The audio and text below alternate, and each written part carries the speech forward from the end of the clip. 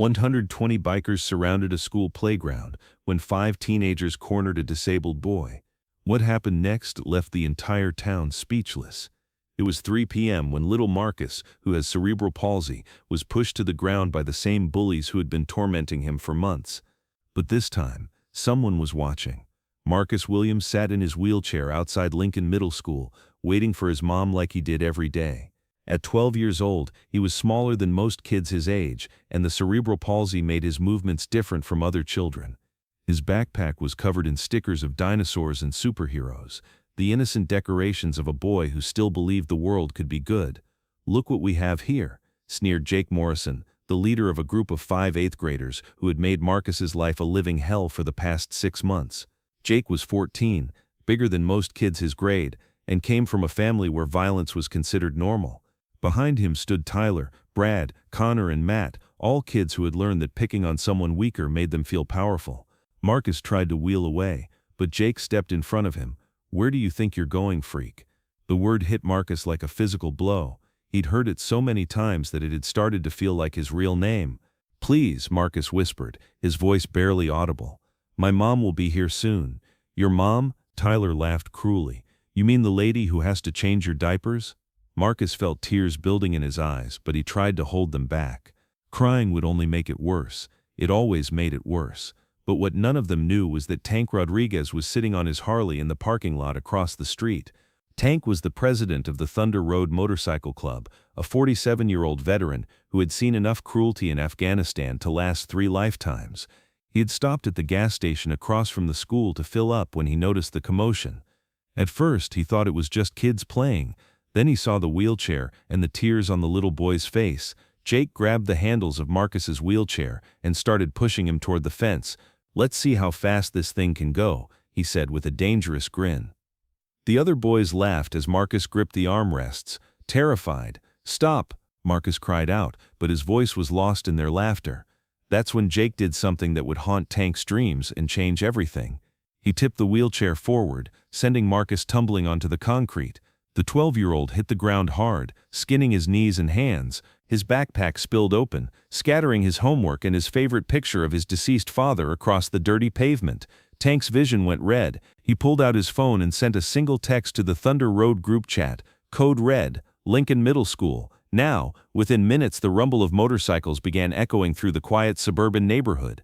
Marcus lay on the ground, struggling to get up while the 5 boys stood over him laughing. His cerebral palsy made it nearly impossible for him to coordinate his movements when he was upset, and the fall had left him shaking. "Get up, Crip," Brad taunted, "or are you too stupid to figure out how?" Jake picked up the framed photo of Marcus's father and held it up. "Is this your daddy? Too bad he's not here to save you. Oh wait, he's dead, isn't he?" Something inside Marcus broke. His father had been his hero, a construction worker who had died in an accident when Marcus was 8. The memory of his dad teaching him to be brave, to never give up, flooded back to him. "Don't you talk about my dad," Marcus said, his voice stronger than it had been all day. "Or what?"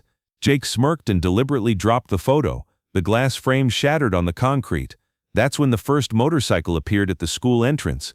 The sound started as a distant rumble, like thunder on a clear day. Then it got louder and louder. The 5 bullies stopped laughing and looked around nervously as the roar of engines filled the air. Tank pulled into the school parking lot first, his black Harley gleaming in the afternoon sun. He was a massive man, 6 foot and built like a linebacker, with arms covered in tattoos that told the story of his military service. His leather vest bore the patches of the Thunder Road MC, and his presence commanded respect wherever he went. But Tank wasn't alone. Within 2 minutes, 20 more motorcycles had arrived. Then 40, then 60. The school parking lot was filling up with leather-clad bikers, and more kept coming. Parents picking up their children stared in shock as what looked like an army of motorcycles surrounded the school. The bullies suddenly realized they might be in serious trouble. "Who are all these people?" Connor whispered, his voice shaking. Jake tried to maintain his tough exterior, but Tank was walking straight toward them, and the teenager had never seen anyone look so dangerous in his entire life. "You boys having fun?" Tank asked in a voice that could cut steel. Behind him, 119 other bikers were dismounting from their bikes and walking toward the playground. "We weren't doing anything," Jake lied, taking a step back. Tank looked down at Marcus, who was still on the ground surrounded by his scattered belongings and the broken picture frame. The sight of the destroyed photo of the boy's father hit Tank like a punch to the gut. "Son," Tank said gently, kneeling down next to Marcus, "are you hurt?" Marcus looked up at this giant man in leather and saw something he hadn't seen in anyone's eyes for months, genuine concern. They broke my dad's picture," he whispered. Tank's jaw clenched as he looked at the shattered frame. Very carefully, he picked up the photo and brushed the glass off it. "Your dad looks like he was a good man," Tank said softly. "He was," Marcus nodded, tears streaming down his face. "He told me to always be brave." "Well, you've been plenty brave today," Tank said, "but now you've got some backup." That's when the other 119 bikers formed a perfect circle around the playground. The sight was unlike anything Lincoln Middle School had ever seen. 120 bikers, all wearing the colors of different motorcycle clubs, had formed a human wall around the playground. They weren't threatening anyone, they weren't being violent, but their message was crystal clear: this stops now. Tank helped Marcus back into his wheelchair, while the 5 bullies stood frozen with fear. Teachers had started gathering at the windows, unsure whether to call the police or just watch in amazement. "What's your name, son?" Tank asked Marcus. "Marcus Williams," the boy replied, wiping his nose with his sleeve. Tank nodded and turned to face the 5 teenagers. "Boys, let me explain something to you. Marcus here is under our protection now. That means if he gets hurt, we get upset, and you really don't want 120 bikers to be upset with you." Jake's face had gone completely pale. "We didn't know."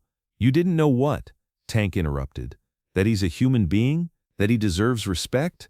That picking on a kid in a wheelchair makes you the worst kind of coward?" Tyler tried to back away, but found himself face to face with Diesel, a 280-pound biker with a gray beard who had spent 20 years protecting convoys in Iraq. "Where you going, tough guy?" Diesel asked calmly. But Tank wasn't done delivering his message. "Here's what's going to happen," Tank announced, his voice carrying across the playground.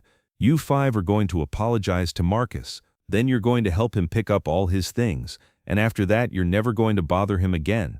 "And if we don't?" Brad asked, trying to sound braver than he felt. Tank smiled, but there was no warmth in it. "Son, do you see all these bikes? Every single one of these riders has a job, a family, and a life in this community. We're not going anywhere. We'll be watching." Snake, a Vietnam veteran with a prosthetic leg, stepped forward.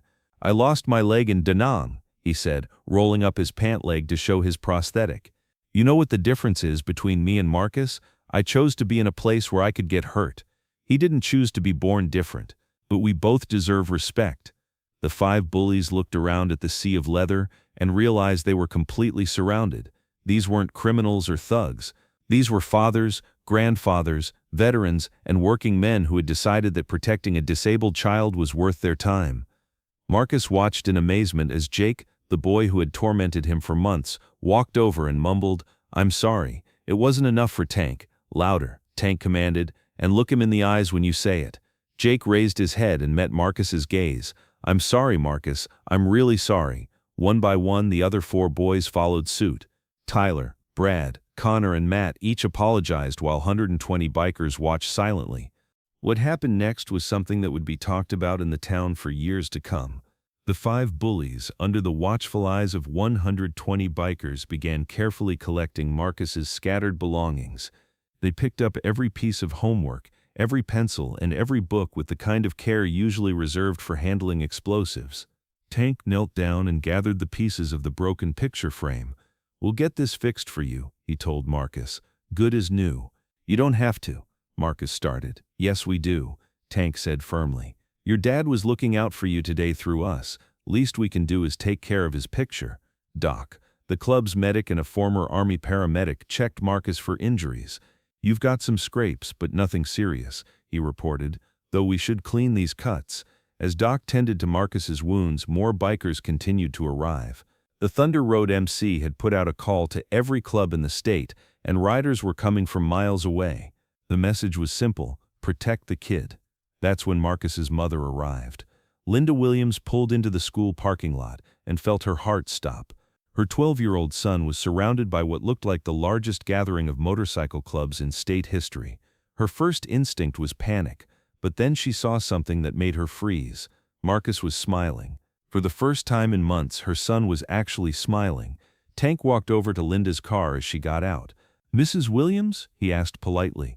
"What's going on here?" Linda asked, her voice shaking. "Your son was being bullied," Tank explained. "We stepped in."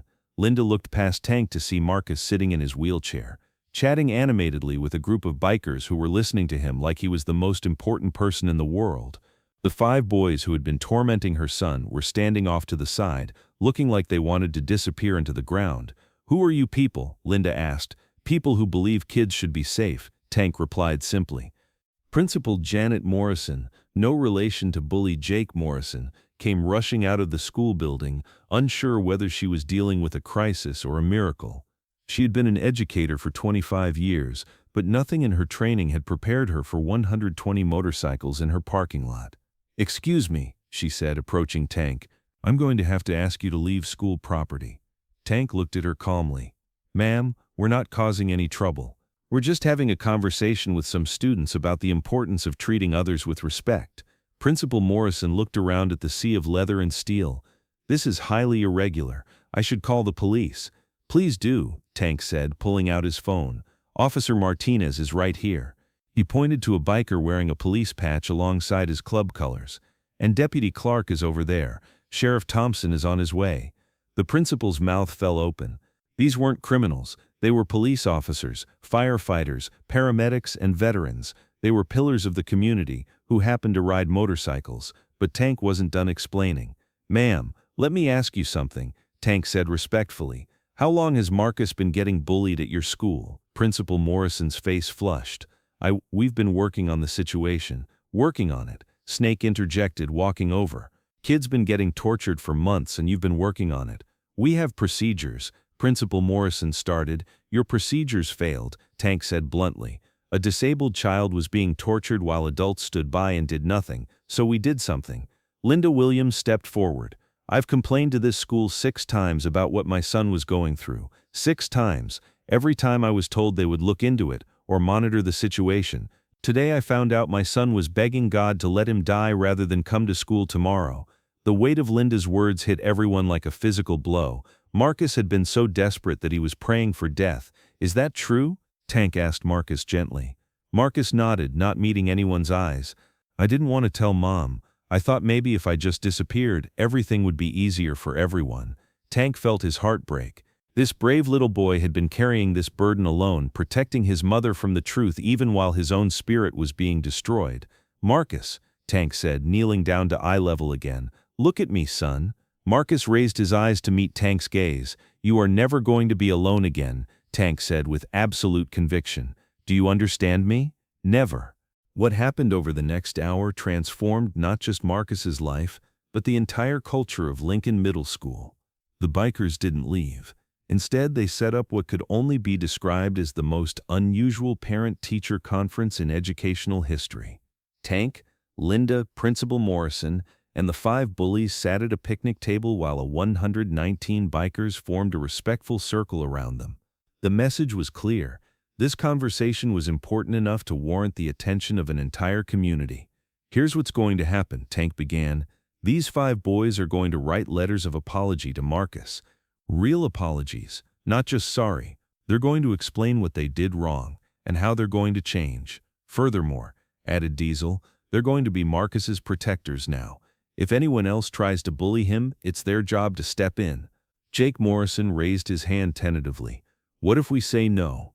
Tank smiled. "Son, let me explain something about choices.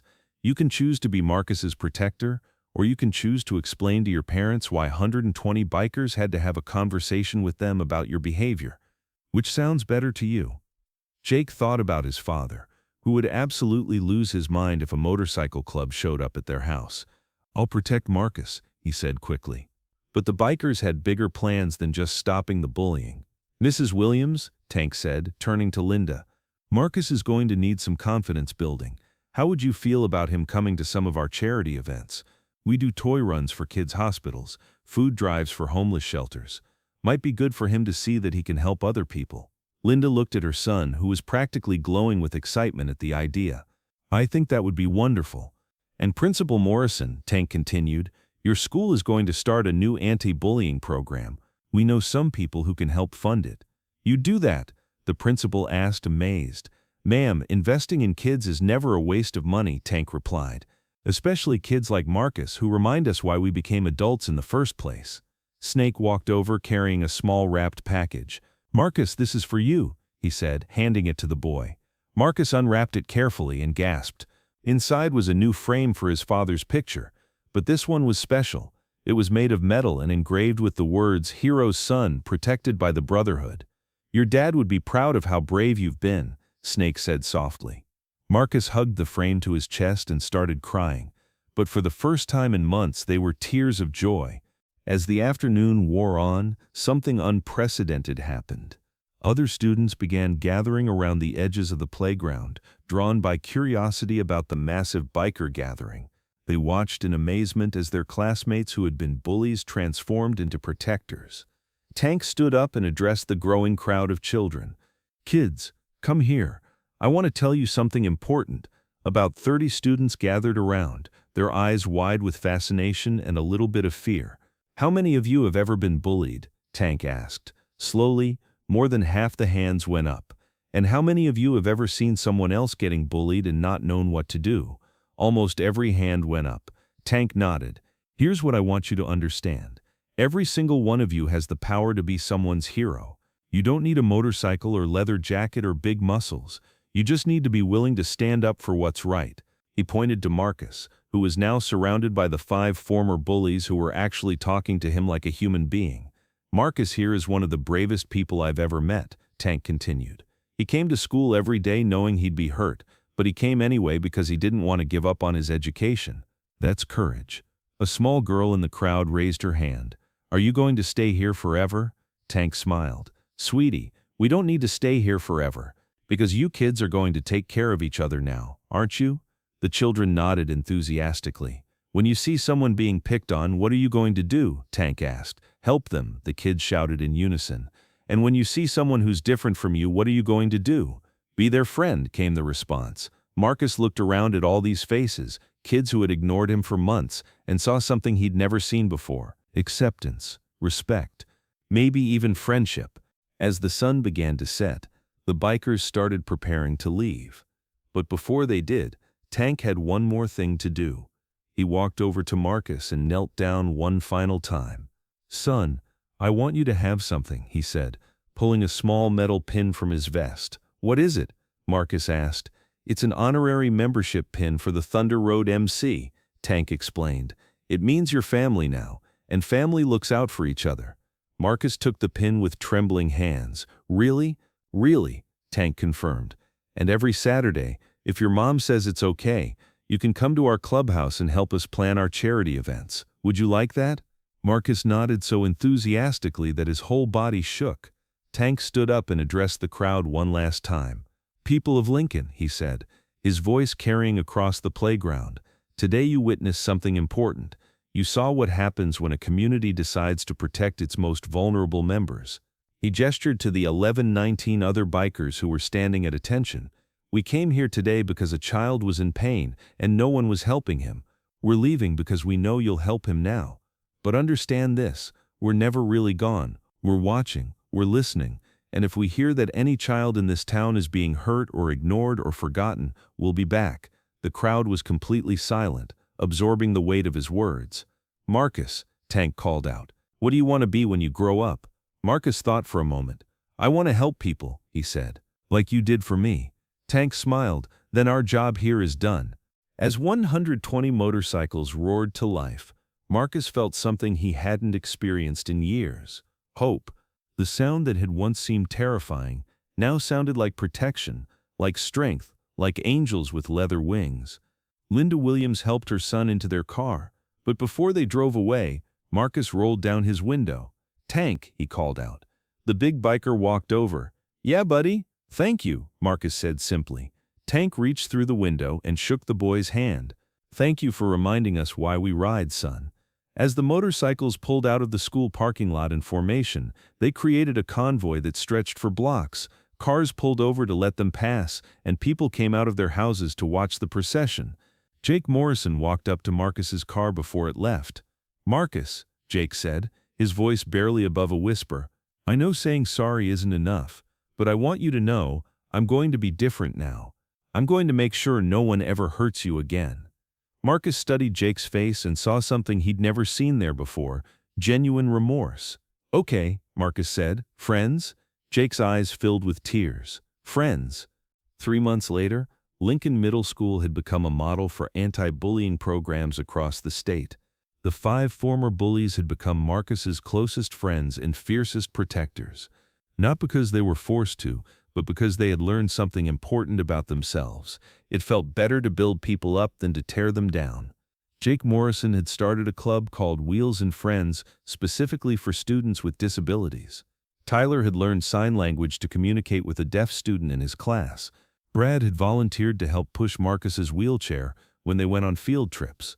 Principal Morrison had implemented the new anti-bullying program funded by motorcycle clubs from across the region. Reports of bullying had dropped by 90%, not because kids were afraid of bikers showing up, but because the culture of the school had fundamentally changed. Marcus kept his promise to Tank. Every Saturday, Linda drove him to the Thunder Road Clubhouse where he helped plan charity events. He had organized 3 toy drives, 2 food collections, and a fundraiser for wheelchair ramps at the local community center. But the biggest change was in Marcus himself. The boy who had once prayed for death was now planning for life. He wanted to become a social worker, specifically to help other kids who felt as alone as he once had. He wore Tank's honorary membership pin on his backpack every day, and whenever someone asked about it, he told them the story of the day 120 angels on motorcycles taught his school what real strength looked like. Tank visited the school regularly, not as an enforcer, but as a friend. He would sit with Marcus at lunch, help him with his homework, and listen to his dreams for the future. "You know what the best part of this whole thing is?" Tank asked Marcus one Saturday afternoon as they sorted toys for the children's hospital. "What?" Marcus asked. "You saved us as much as we saved you," Tank said. "You reminded us that being tough isn't about how hard you can hit. It's about how many people you're willing to protect." Marcus smiled and continued sorting the toys. In a box labeled for brave kids, he carefully placed a small motorcycle figurine. 1 year after 120 bikers surrounded Lincoln Middle School, the town held its first annual Wheels and Courage Day. The event, organized by Marcus Williams and sponsored by motorcycle clubs from 3 states, raised money for children with disabilities and their families. Marcus, now 13 and more confident than ever, served as the master of ceremonies. He stood at a podium in front of 500 people and told the story of the worst day of his life that became the best day of his life. "A year ago I wanted to disappear," Marcus said, his voice strong and clear.